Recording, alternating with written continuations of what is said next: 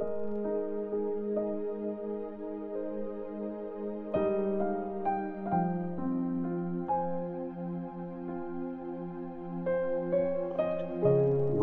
chapter 6.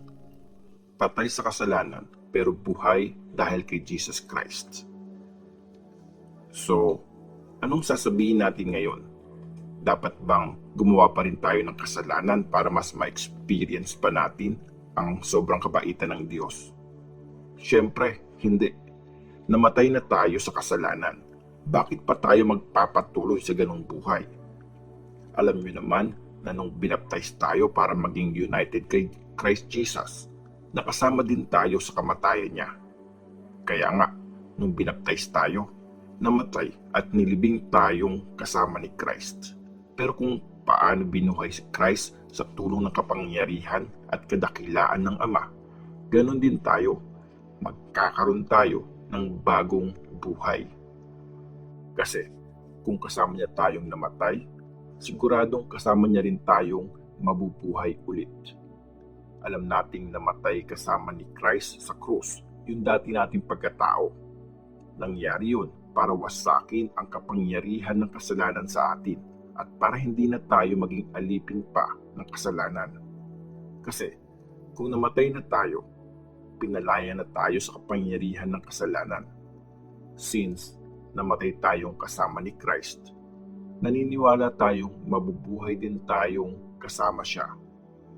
Alam nating binuhay ulit si Christ at hindi na siya mamamatay ulit kasi wala nang kapangyarihan ang kamatayan sa kanya. Kaya nung namatay na siya, wala nang kapangyarihan ang kasalanan sa kanya. Ngayon, nabubuhay siyang kasama ang Diyos. Ganito din ang isipin nyo. Patay na kayo sa kasalanan, pero nabubuhay kayong kasama ng Diyos sa tulong ni Christ Jesus.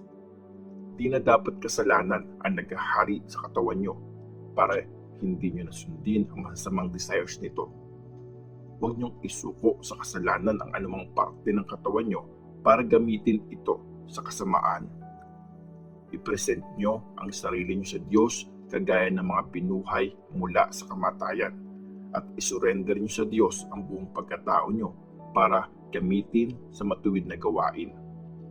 Hindi na dapat kasalanan ang maghari sa buhay nyo kasi yung sobrang kabaitan na ng Diyos ang nakakasakop sa inyo, hindi ang batas. Alipin ng katuwiran. So, pwede na ba tayong gumawa ng kasalanan? Kasi, anyway, hindi na tayo sakop ng batas, kundi sakop na tayo ng sobrang kabaitan ng Diyos. Siyempre, hindi. Alam niyong, pag naging alipin kayo ng isang tao, susundin niyo ang lahat ng gusto niya. Alipin kayo ng sinumang sinusunod niyo. Dalawa lang ang choice niyo. Either sundin ang kasalanan at mamatay, o sundin ang Diyos at maging acceptable sa Kanya. Salamat sa Diyos. Dati, mga alipin kayo ng kasalanan, pero ngayon, sinusunod nyo na ng buong puso ang katotohanan galing sa mga teachings na tinanggap nyo. Pinalaya na kayo sa kasalanan para maging alipin ng Diyos sa paggawa ng mabuti. Simple mga salita lang ang ginagamit ko kasi mahina pa kayo at ito lang ang kaya nyong intindihin. Ginamit nyo dati ang katawan nyo sa paggawa ng masama at ng kasalanan. Pero ngayon, gamitin nyo sa mabuti ang buong pagkatao nyo at gumawa kayo ng mga bagay na makadiyos.